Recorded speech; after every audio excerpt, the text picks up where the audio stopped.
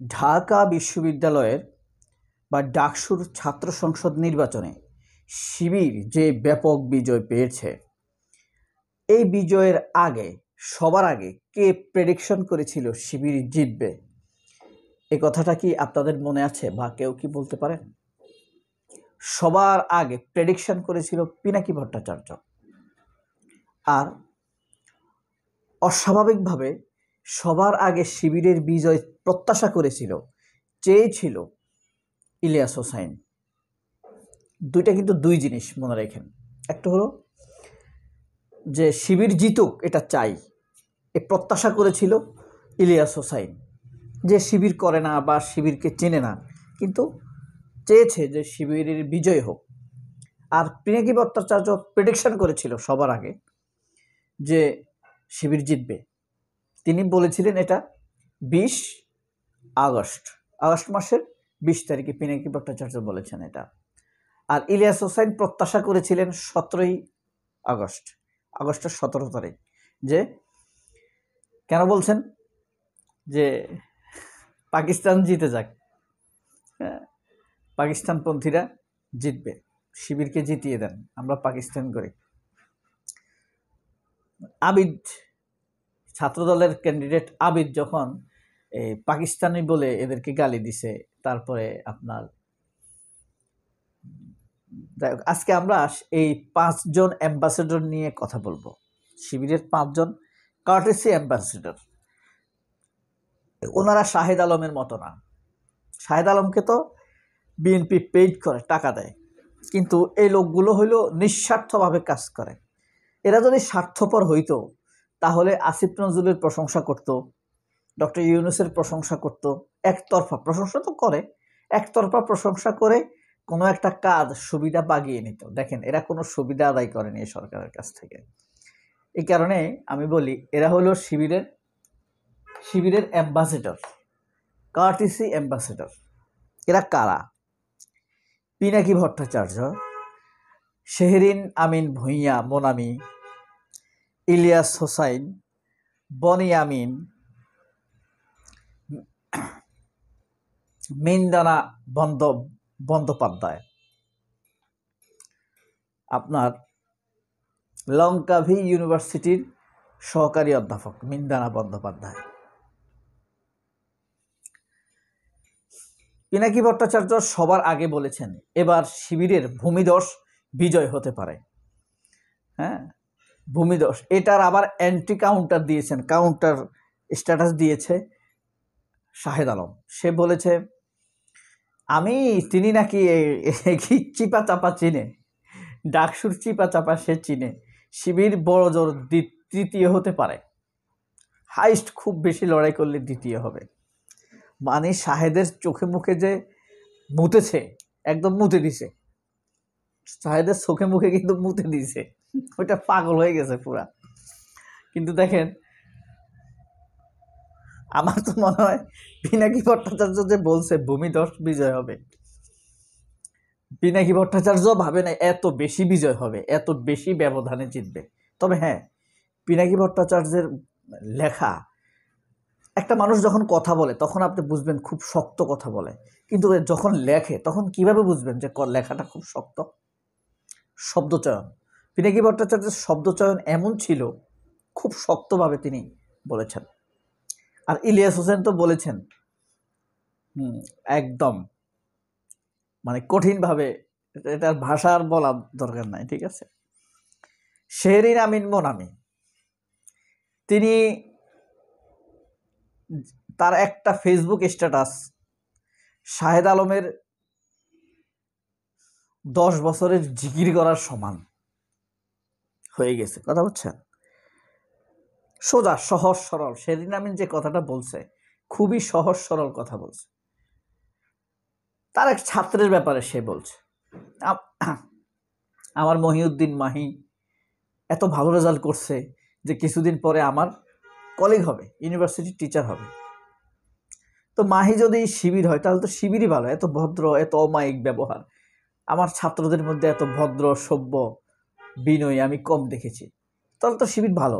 সহজ সরল একটা, আপনি বুঝেন কত আশ্চর্যজনক দেশে আমরা বসবাস করি। একটা ম্যাডাম তার ছাত্রের প্রশংসা করছে, একটা টিচার তার ছাত্রের প্রশংসা করছে, এই কারণে তাকে সমালোচনার সম্মুখীন হতে হয়েছে, শেমিংয়ের সম্মুখীন হতে হয়েছে, স্লাশ শেমিং করা হয়েছে। আপনি কোন দেশে বসবাস করেন? কোনোদিন কাউকে গালি দেয় নাই মন, আমি শুনি নাই একটা ছাত্রকে বকা দিছে বা ধরেন শিবিরের প্রশংসা করছে, যদি ছাত্র দলকে গালি দিত তাইলে বা একটা কথা ছিল, ছাত্রলীগকে গালি দিতে একটা কথা ছিল।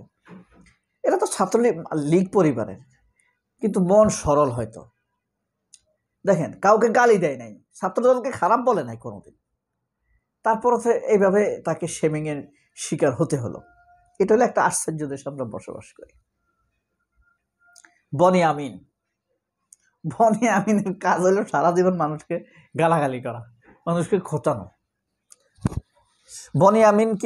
বনি আমিনকে আমি একটা কারণে খুব কাউন্ট করি, সেটা হলো সে 2 বছর আগে খালেদ মহিউদ্দিনকে চিনছে, অর্থাৎ আমিও খালেদ মহিউদ্দিনকে চিনতে পারছি বছর 3 আগে। খালেদ মহিউদ্দিনের ব্যাপারে কথা বলার জন্য কেউ সাহস পেত না, ভাবতো যে আমার জনপ্রিয়তা কমে যাবে, কারণ খালেদ মহিউদ্দিনের প্রশংসা করা একটা এলিট, নিজেকে জাতে উঠানো। হ্যাঁ, এক ধরনের হীনমন্য মানুষ খালেদ মহিউদ্দিনের প্রশংসা করত। সত্যকে সত্য বলতে জানে না তারা। আমি 3 বছর আগে খালেদ মহিউদ্দিনকে দ্বিচারিতা মুনাফিকি নিয়ে তার ভিডিও বানাইছি, কিন্তু ভিনাকিও বনি আমিনও খালেদ মহিউদ্দিনকে নিয়ে কিন্তু সাইজ করছে। কখন? যখন আজিজের সাক্ষাৎকার নিছে, জেনারেল আজিজের, টাকা পাচারকারী, ইয়ার সাবেক বন্ধু জুলকারনাইন সাহের স্বামীর, যাই হোক। এরপরে আপনার মিরান্দা বসাক, যার লাল গোলাপি শাড়ি পরা দেখতে পাচ্ছেন, মিরান্দা বসাক কিন্তু মমতা বন্দ্যোপাধ্যায়ের আত্মীয়, চাচাতো বোনের মেয়ে। তিনি লঙ্কাবি ইউনিভার্সিটির সহকারী অধ্যাপক। আশ্চর্য, তিনি তার এক ফেসবুকে স্ট্যাটাসে লিখেছেন, অক্টোবর মাসের 27 তারিখে, যে তার যত বন্ধু আছে তিনি 30 জন বন্ধুকে সিলেক্ট করেছেন, এবং 30 জনের মধ্যে 7 জন সবচাইতে ভালো, বিশ্বস্ত, উদার, অহিংস, সহযোগিতাপূর্ণ মনোভাব। এবং আশ্চর্য ব্যাপার, তিনি বললেন যে আমার এই 7টা বন্ধুই মুসলমান। আরো আশ্চর্য ব্যাপার হলো, এই 7টাই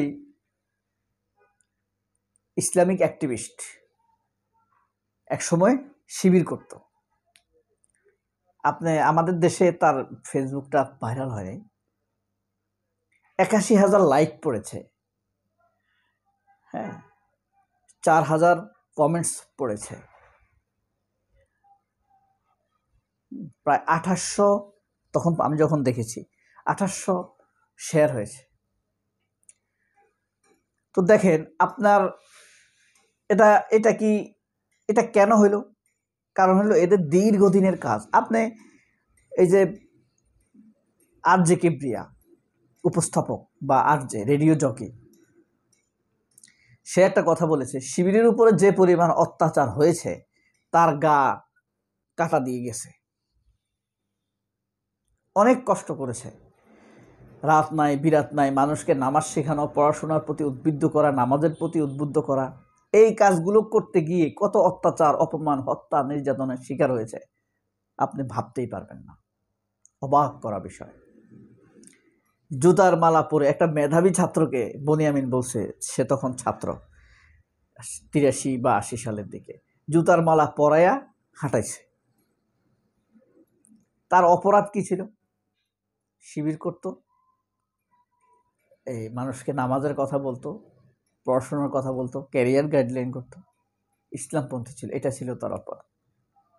তো এই লোকগুলোর ছোট্ট ছোট্ট এক একটি কথা, দশকের পর দশকের শিবিরের উপর বয়ে যাওয়া নির্যাতন, কিন্তু সততা থেকে বিচ্যুত না হওয়া, নৈতিকতা, আদর্শের মানদণ্ড ধরে রাখার নির্যাস খুঁজে পাওয়া যায়। তাদের স্ট্যাটাসটি হয়তোবা 1000 শব্দের, 500 শব্দের, 300 শব্দের। কিন্তু এই পিনাকি ভট্টাচার্য, ইলিয়াস হোসাইন, মোনামি, বনিয়ামিন, তারপরে আপনার মিন্দানা বসাক, এদের এক একটি কথা যুগ যুগান্তরের স্মারক। সবাই অনেক ভালো থাকবেন। আল্লাহ হাফেজ। আসসালামু আলাইকুম।